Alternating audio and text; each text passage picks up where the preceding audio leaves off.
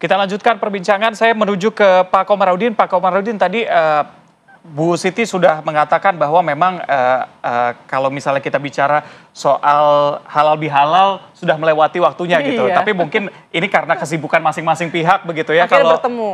Iya, tapi akhirnya ketemu. Tapi kalau kita bicara soal mengajak dan ini setiap tahun sudah dilakukan begitu ya, apa yang terjadi perbedaan tahun ini dengan tahun sebelumnya begitu?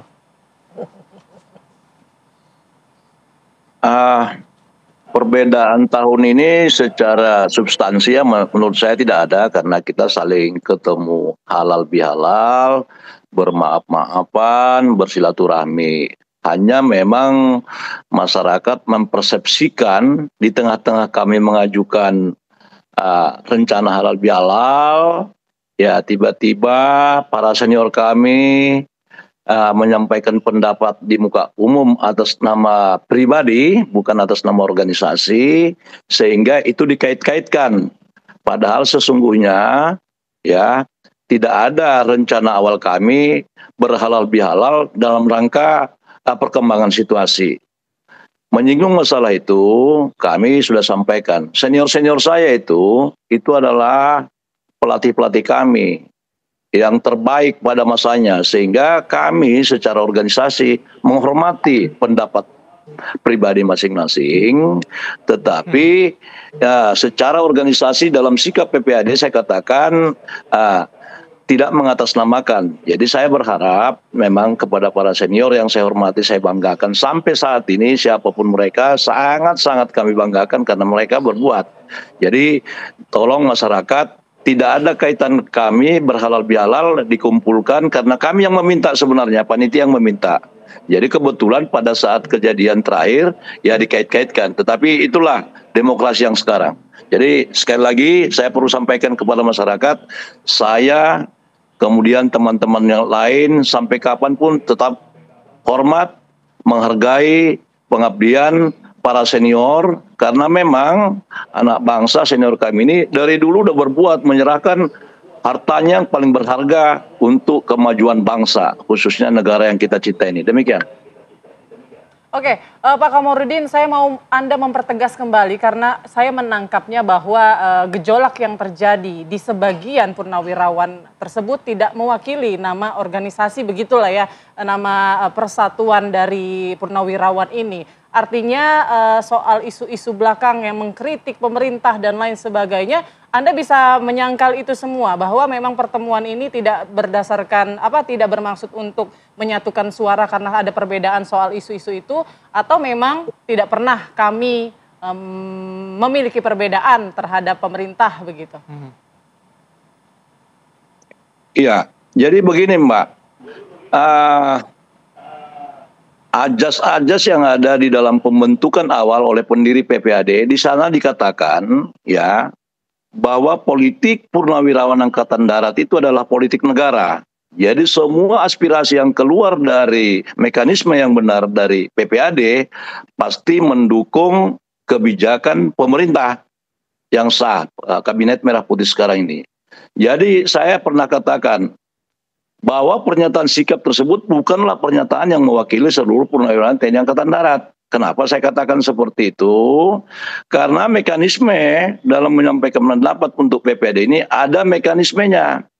Ya, kami punya badan pertimbangan, punya organisasi, tetapi secara konstitusi setelah mereka pensiun, senior-senior pensiun dan saya pensiun, dia punya hak politik sendiri gitu. Tapi secara organisasi politik PPAD adalah politik negara. Ya, jadi kami secara organisasi tidak ada pecah. Kalaupun dikatakan buktinya, darat, laut, udara, kepolisian itu berkumpul semuanya. Berkumpul termasuk keluarga besar tentara, dan Mbak bisa lihat pada saat di Balai Kartini semua guyup. Saya kira demikian, makasih.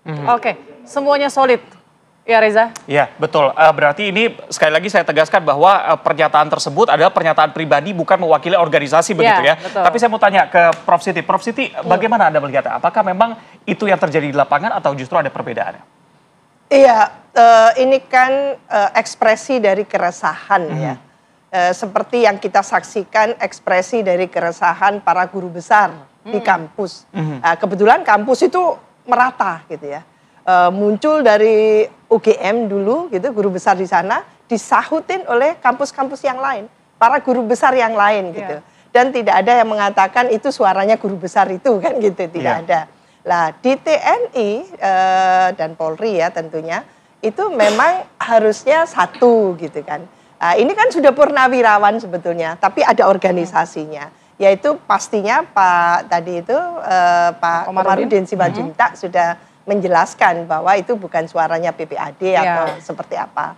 Tapi bukan berarti lalu forum yang mengatakan concern-nya, keprihatinannya bahwa kita semua warga negara ini kan butuh ada sila ketiga yaitu persatuan Indonesia. Untuk terjadinya, mewujudnya persatuan Indonesia itu harus dibalut, dilandasi oleh kejujuran yang betul-betul sejati.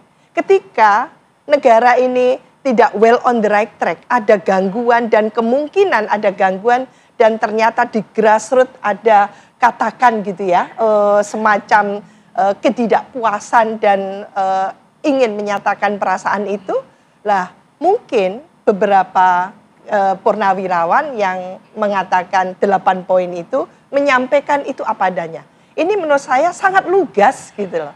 Apa yang disampaikan itu tidak tedeng aling-aling, lugas. Dan kelugasan itu dipayungi dalam sistem demokrasi, tidak ada masalah. Kecuali tidak ada faktanya, itu fitnah. Kalau ada faktanya, ada perasaan itu terjadi tidak di tengah masyarakat. Seorang purnawirawan TNI gitu, para mengada-ngada gitu. Iya, tidak bisa dipertanggungjawabkan, tidak akuntabel. Ini transparan, akuntabel, dan dirasakan masyarakat, dan disampaikan untuk tentu dipertimbangkan apa solusinya. Lah, Pak Prabowo dikasih peluang untuk memberikan solusi itu, gitu ya. Apa ini ke depannya? Jadi harus ada antisipasi bahwa kita memang belum selesai untuk bagaimana menjaga harmoni.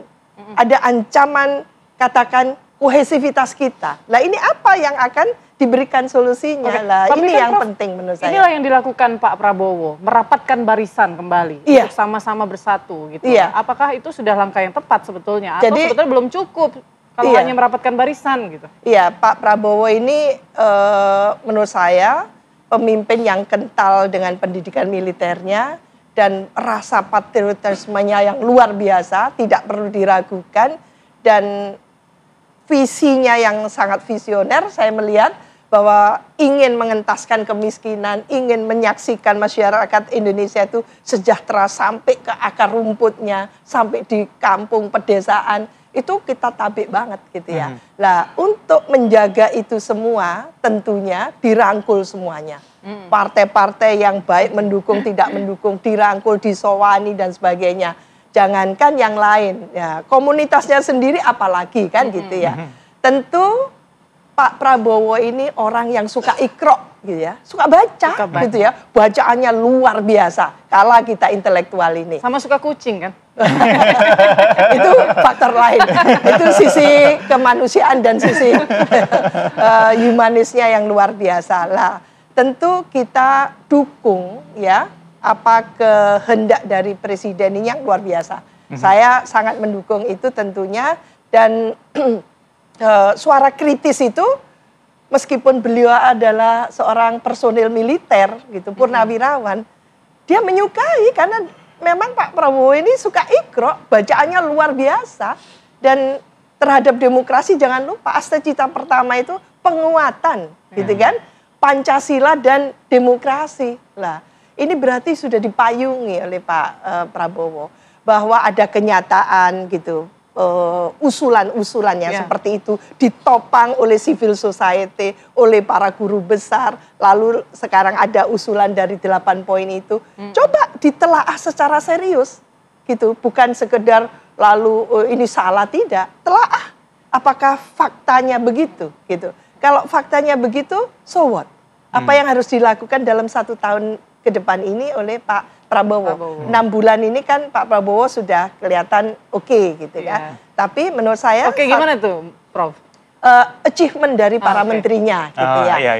Tapi program-program yang sudah berjalan. Programnya lah, tapi apakah gitu ya ketidakpuasan yang tertuang yang paling akhir ini kan 8 poin itu.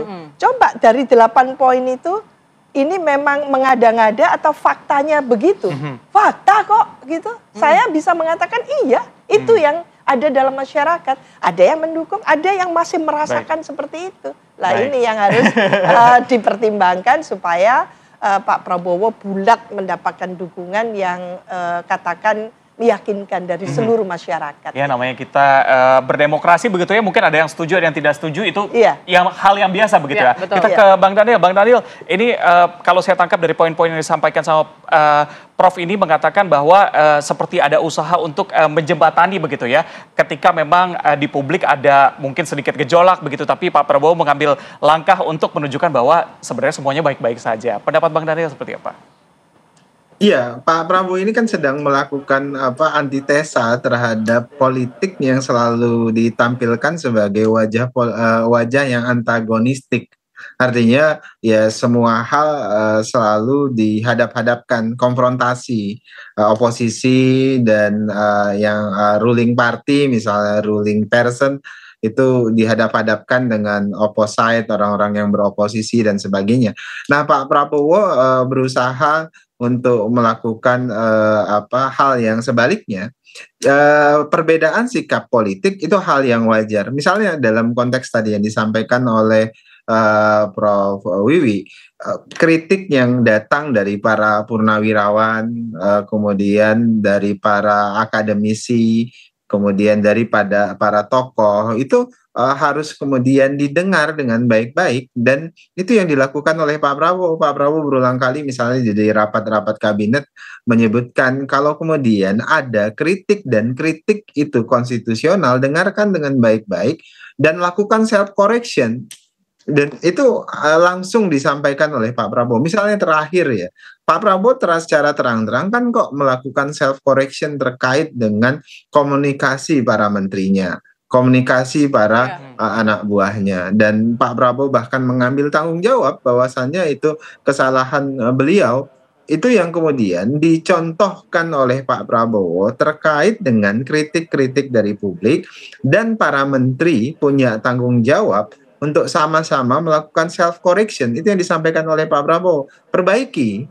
Kalau kemudian, jangan kemudian kritik yang datang itu kemudian langsung distigmatisasi, ini nggak suka dengan pemerintah, ini itu yang selalu diingatkan oleh Pak Prabowo. Di sisi lain, kalau kemudian kritik itu inkonstitusi misalnya, tidak sesuai dengan konstitusi dan sebagainya, buka ruang dialog, dan Pak Prabowo selalu mengingatkan itu. Makanya kemudian kan sebagian besar purnawirawan misalnya yang datang, secara politik kan semuanya tidak punya sikap yang monolitik, artinya tidak punya perspektif yang sama atau satu. Ada yang secara konsisten melakukan kritik terhadap pemerintah, tapi ada juga yang kemudian mendukung pemerintah, ada yang misalnya sikap-sikap yang terkait dengan 8 poin itu, tokoh-tokoh yang melakukan kritik terkait dengan 8 poin itu juga hadir, dan Pak Prabowo memberikan penghormatan yang luar biasa. Jadi Pak Prabowo sedang mengingatkan kita semuanya sebenarnya bahwasannya ruang politik kita itu adalah ruang dialektika, dan ruang dialektika itu harus digunakan tentu dengan akal yang sehat, tentu dengan niat yang baik. Itu yang ingin disampaikan Pak Prabowo. Oke, memang lebih baik tenaganya atau fokusnya digunakan untuk persatuan bangsa, dan juga semangat yang tadi disampaikan bahwa kita harus berdikari begitu ya. Sumber daya alam banyak di Indonesia harus sama-sama kita fokuskan, dan juga diharapkan tujuan yang tadi dikatakan bahwa bisa swasembada energi bisa tercapai gitu ya. Dan satu lagi mungkin catatannya, mungkin ya netralitas TNI Polri juga kita harapkan ya, persepsi publik tidak tetap baik begitu ya, karena banyak sekali mungkin publik yang mengira begitu merapatkan barisan ini ada konsolidasi politik begitu ya Mbak Siti ya. Tapi mungkin nanti dibahas selanjutnya lah ya, kalau kita bertemu lagi ya Prof Siti ya. Kita harapkan netralitas TNI Polri ini masih tetap terjaga begitu. Itu harapan dari publik. Oke, terima kasih. Maksudnya bahwa TNI dan Polri kembali ke profesionalismenya, betul. kembali ke tusinya. Kursinya Mas. Terima kasih. Terima kasih banyak Prof Siti, Pak Komarudin, Bang Daniel sudah bergabung bersama kami di Apa Kabar Indonesia Pagi. Sehat selalu semuanya, sukses terus. Amin.